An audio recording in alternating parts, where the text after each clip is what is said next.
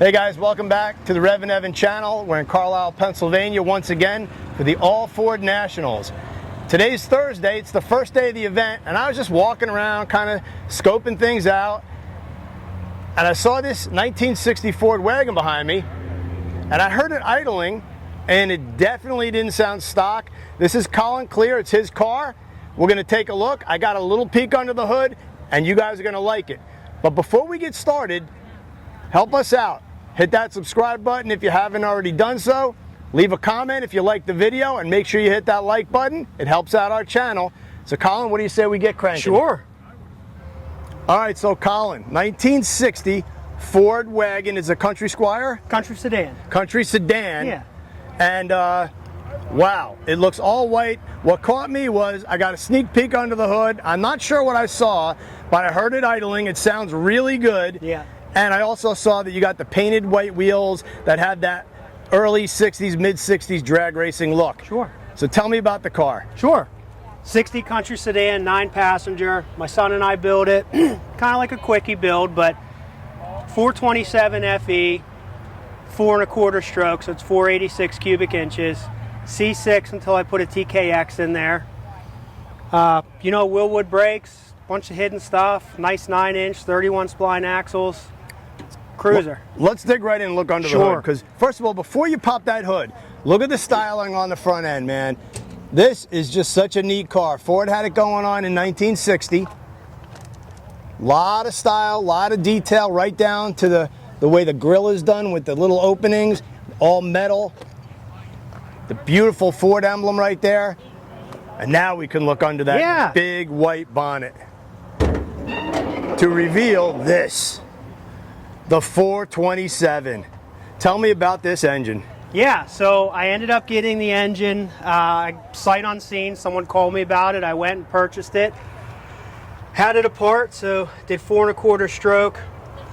Real easy on compression. It's only 10.5 to 1. Still solid flat tappet.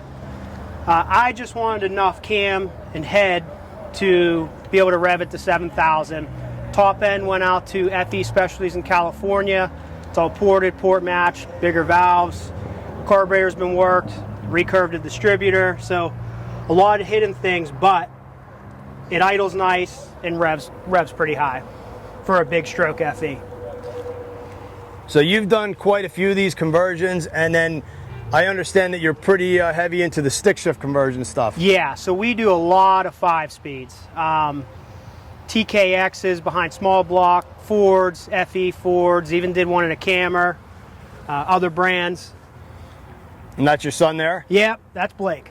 So let's talk about the car itself. Sure. Where did it come from? Look at the styling with this chrome that just starts here with the running light, marker light, up to that kind of gun sight looking deal there, all the way down to the back of this thing. And then, like you said, it's a country sedan. Country sedan, yep. Look at the fluted trim that's down there that runs down the rocker panel. And then what caught my attention too is this huge flat kind of back window that almost looks like a windshield. Yes. Which is different than a lot of the other Ford styling. And then look at the dual grip release there. Oh, so it operates like a hatchback too. Oh, that is so cool. Still and a lot of bits missing from the car, so like I need to find another one for the other side, but hey, it's just a project. Yeah, and then this tailgate drops down? Yep, drops down, you can sit on it. Man. And then you can see you could put the rear seats forward, so basically you also have a pickup truck. Yeah, there's other seats that pop up because it's a 9-passenger. I actually don't have them. And then those can fold down. You can put a bed or lumber or whatever you want in there. So where did you find the car? I found it in the Los Angeles, California area. I purchased it about 15 years ago, thinking it was a real nice rust-free car. Later found out it was full of mud and everything else. No big deal, I took care of that. The night it was delivered to Pittsburgh, we picked it up. The dash harness caught on fire. We fixed everything in the evening, and we actually drove it here almost 15 years ago. What was the original powertrain? 352 4-barrel. Oh, it was a 4-barrel. Yeah. 352 4. We take a look inside? Sure. What options does the car have? Well, when I got it, it had an AM radio. I took it out because I had that nice delete plate. And, you know, I just kind of put stuff in here that I had laying around. Like those are 62, 3, and 4 XL Galaxy pedals because I had them. Right. You know, like I said, I haven't driven the car much, so a lot still needs finished and sorted.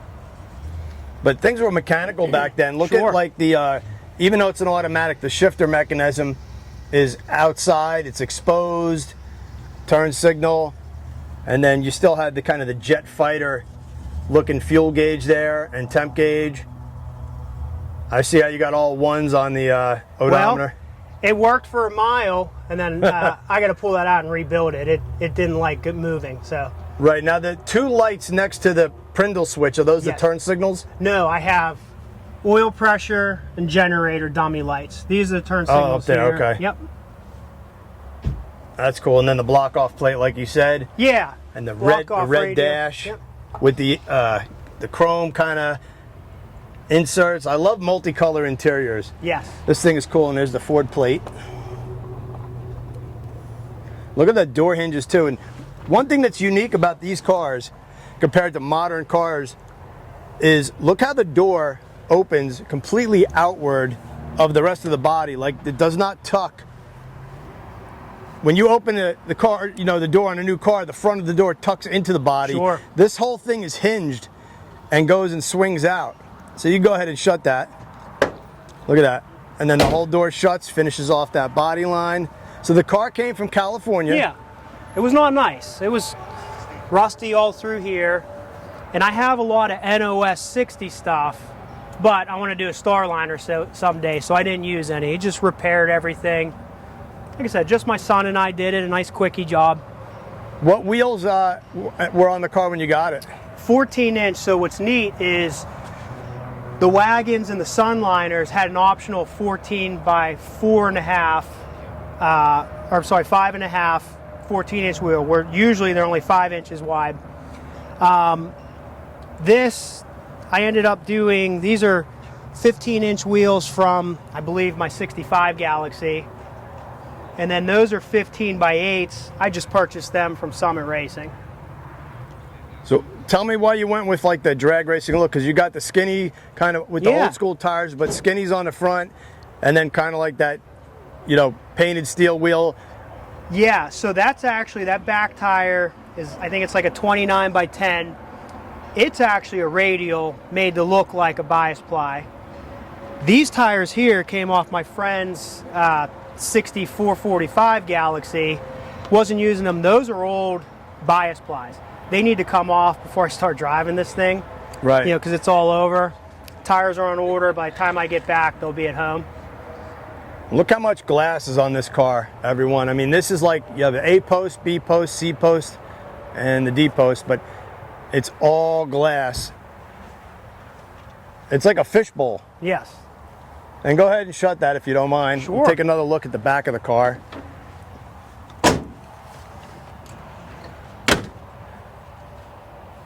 So in the model lineup, was where does this car fall? It's about a mid-level, because you had ranch wagons, you know, country sedan, country Squire. Now the Squires with the wood, those are the upper models. This is about mid.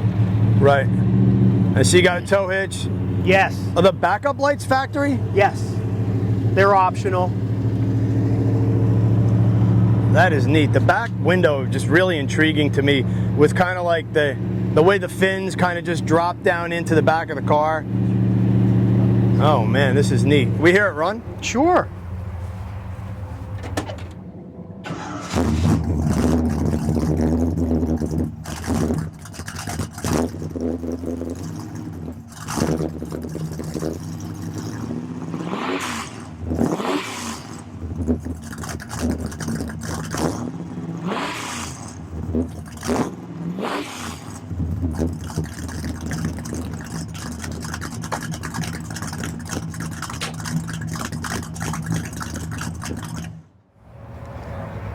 Colin, so the 427, what do you love about it? This particular one makes mid fives, idle smooth, has a great power band, revs high. I like the fact that I got everything to work with not that big of a cam. You just put it in drive and cruise it, hit the pedal at any speed, just blows the tires off. It'll be a lot better with the 5-speed, but the C6 works pretty good. And what carbs and intake are you running? Yeah, so that is the factory. That's a factory 63-64 R-code intake. It has been ported and port matched to the heads. Those are factory 63 R-code heads. Right. The carbs are the C3 hypo carbs, but they're repops. They're not original. Is it hard to pop that off? No. Let's take a look. So small hollies, but very responsive. Yes.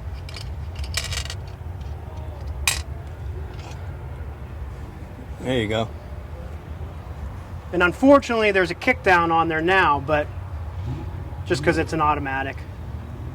Right, and you get the fuel log there, so it's kind of the way the factory had it, right? Yeah, that I didn't do anything to it. Came off the engine the way it was. I didn't clean it, didn't plate it or anything.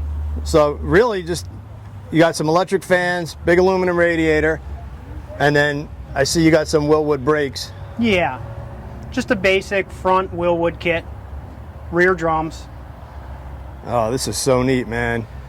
Colin, thank you so much. Thank you for giving us a look at this car. We got so much more to see here at Carlisle. It's going to be incredible. Don't forget to subscribe, hit the like button, leave a comment. You guys know the drill. And thanks for watching the REVan channel. Thank you.